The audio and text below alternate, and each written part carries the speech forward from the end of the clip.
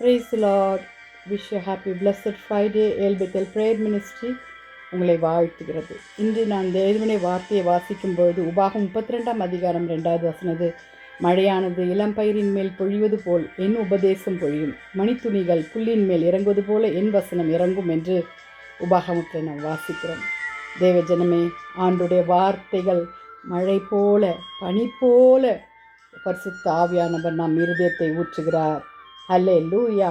அது ஒரு டிவைன் நரிஷ்மெண்ட்டை தருது, கிராஜுவலாக ஸ்பிரிச்சுவல் பிரின்சிபலை தருகிறது, ஸ்பிரிச்சுவல் க்ரோத்தை தருகிறது, நம்மளுடைய வாழ்க்கையை டிரான்ஸ்ஃபர்மேஷன் பண்ணுகிறது. வாலிப பிள்ளைகளே, ஹல்லேலூயா. நாம் எவ்வளோ ஆசீர்வதிக்கப்பட்ட ஜனம். என் போதனையை மழை போல, என் வார்த்தையை பனி போல. ஹல்லேலூயா. தெய்வீக போஜனம். ஹல்லேலூயா. தேவனுடைய வார்த்தை அளவுக்கு ஈடு கொடுக்காத, பூமியில் எந்தவித பொக்கிஷமும் நமக்கு பொண்ணோ பொருளோ காட்டிலும் வேதம் நமக்கு மன மகிழ்ச்சியாக இருக்கிறது அல்லவா. நம்மளுடைய பலவீனத்தில் அது படிப்படியாய் நமக்கு பலத்தை தருகிறது. ஹல்லேலூயா. வளர்ச்சியை தருகிறது. வாலிப ஜனங்களே, திடீராக நிழகுதில்லை, படிப்படியாக நிழகுது. எப்படி மழை பூமியில் நனைந்து வனம் செடிகளை கொடிகளை படர்ந்து வளர்ச்சி தந்து ஜனங்களுக்கு கனிகளை கொடுக்கிறது, அதே போல தான் நம் வாழ்க்கைக்கும் ஆவிக்குரிய ஜீவிதத்துக்கும் இந்த வசனம் பனி போல் நம் வாழ்க்கையில் இதமாக்குகிறது. தேவஜனப்பே, ஹல்லேலூயா. தேவஜனங்களே, தேவனுடைய வார்த்தையை அதை திறந்த மனதுடனே நாம் ஏற்றுக்கொள்ள வேண்டும். வார்த்தையின் வல்லமை உள்ளது என்று நாம் விசுவாசிக்க வேண்டும்.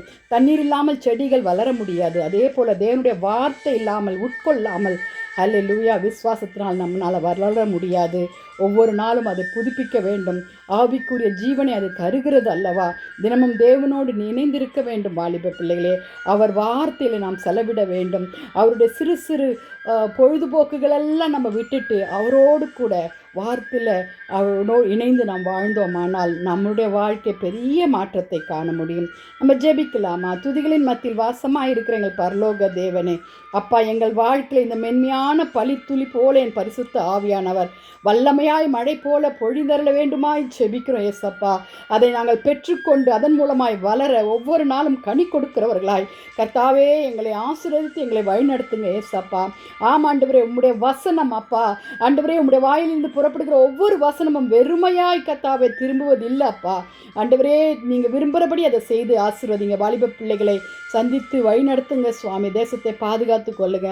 துதி கன மகிமை உமக்கே செலுத்துகிறோம். மீட்பர் இயேசுவின் மூலம் ஜெபம் கேளும் பிதாவே.